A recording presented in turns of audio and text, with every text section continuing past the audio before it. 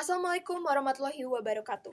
Om Swastiastu, Namo Buddhaya, Salam Kebajikan. Selamat pagi Dewan Juri yang terhormat, serta rekan-rekan dari tim kontra. Perkenalkan, nama saya Igusti Fredananda, selaku perwakilan peserta Lomba Debat Bahasa Indonesia dari SMA Negeri 61 Jakarta. Selaku pembicara pertama dari tim pro pada mosi perdebatan kali ini, yaitu di daerah rawan bencana, Dewan ini percaya bahwa negara seharusnya memprioritaskan mitigasi bencana dibandingkan relokasi. Baik, argumentasi akan saya mulai dalam 3, 2, 1. Sebelum masuk ke argumentasi, izinkan saya membacakan latar belakang pada mosi perdebatan ini terlebih dahulu. Seperti yang kita tahu, Indonesia merupakan negara yang berada di kawasan cincin api Pasifik atau yang kita kenal dengan Ring of Fire. Sehingga rentan terhadap berbagai bencana alam seperti gempa bumi, tsunami, banjir, tanah longsor, dan letusan gunung api. Hampir setiap tahun, masyarakat kita menghadapi ancaman bencana yang menimbulkan korban jiwa, kerusakan, dampak ekonomi, dan kehilangan tempat tinggal. Namun, selama ini solusi yang diambil pemerintah adalah merelokasi masyarakat dari daerah rawan bencana. Padahal, solusi ini kurang efektif. Banyak masyarakat yang kehilangan mata pencarian dan bahkan kesulitan beradaptasi di tempat baru. Lantas, bagaimana jika solusi ini dilakukan berkepanjangan? Kami dari tim pro sangat yakin bahwa negara seharusnya melakukan mitigasi bencana, bukan merelokasi masyarakat dari tempat yang rawan bencana. Sebelum masuk ke argumentasi, izinkan saya membacakan definisi terlebih dahulu agar pembahasan kita tidak melebar. Yang pertama, mitigasi. Mitigasi adalah serangkaian upaya pengurangan resiko dan dampak bencana. Yang kedua adalah relokasi. Relokasi adalah pemindahan penduduk dari wilayah yang rawan bencana ke wilayah lain secara permanen. Lalu, mitigasi bencana ini juga diatur dalam Undang-Undang Nomor 24 Tahun 2007 tentang penanggulangan bencana.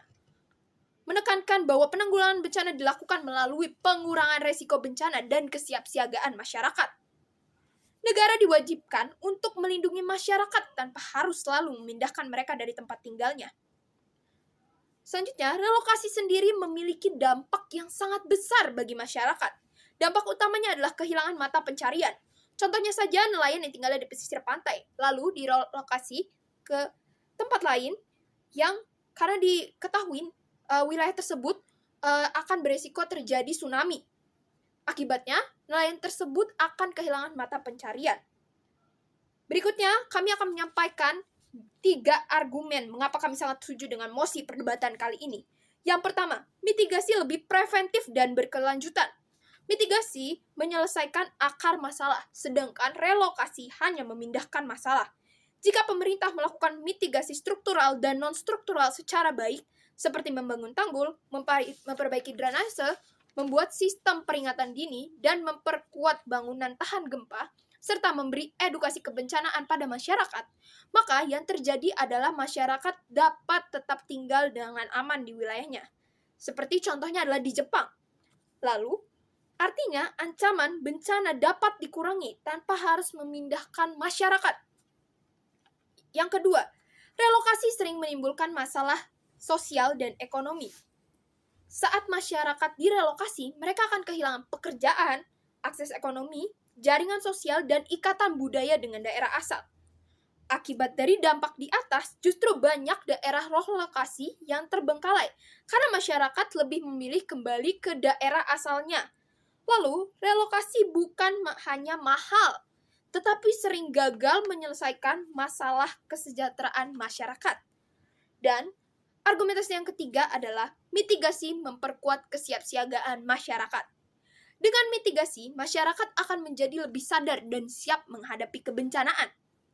Edukasi, evakuasi, simulasi kebencanaan, dan sistem informasi darurat membuat masyarakat mampu menyelamatkan diri secara cepat jika terjadi bencana. Dengan adanya mitigasi, membentuk masyarakat yang tangguh, bukan masyarakat yang bergantung pada pemindahan pemerintah. Lalu saya akan membacakan dampak positif yang terjadi jika mitigasi ini terus diprioritaskan. Yang pertama, korban jiwa dapat ditekan karena masyarakat memiliki kesiapsiagaan. Lalu, yang kedua, kerugian ekonomi lebih kecil. Mengapa demikian? Karena infrastruktur dan aktivitas ekonomi tetap berjalan. Lalu, yang ketiga, stabilitas sosial lebih terjaga. Karena masyarakat tidak hanya tidak kehilangan identitas dan lingkungan sosial. Dan yang keempat, anggaran negara lebih efisien dalam jangka panjang karena biaya relokasi permanen sangatlah besar dan membutuhkan pembangunan ulang fasilitas umum. Lalu berikutnya, kami selaku tim pro menawarkan solusi yang dapat dilakukan. Yang pertama dengan membangun infrastruktur tahan bencana, lalu yang kedua memasang sistem peringatan dini di daerah rawan, yang ketiga memberi edukasi kebencanaan sejak sekolah, dan yang keempat melibatkan masyarakat lokal dalam perencanaan mitigasi. Jadi, relokasi tetap diperlukan, tetapi pada wilayah yang memang benar-benar tidak layak. Namun, relokasi haruslah menjadi pilihan terakhir. Maka, dari itu, kami tim pro pada mosi perdebatan kali ini, yaitu di daerah rawan bencana, Dewan ini percaya bahwa negara seharusnya memprioritaskan mitigasi bencana dibandingkan relokasi. Kami sangat setuju dengan mosi perdebatan kali ini. Mitigasi bencana jauh lebih manusiawi, berkelanjutan, dan efektif dibandingkan relokasi massal. Negara seharusnya tidak hanya memindahkan rakyat dari ancaman, tetapi juga membangun kemampuan rakyat untuk aman menghadapi ancaman tersebut. Sebagai penutup, karena tujuan utama negara bukanlah sekedar memindahkan masyarakat, melainkan melindungi kehidupan dan keberlanjutan mereka.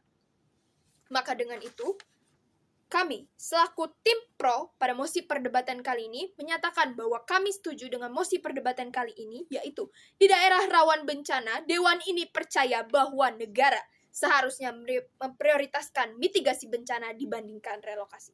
Sekian argumentasi dari saya, terima kasih.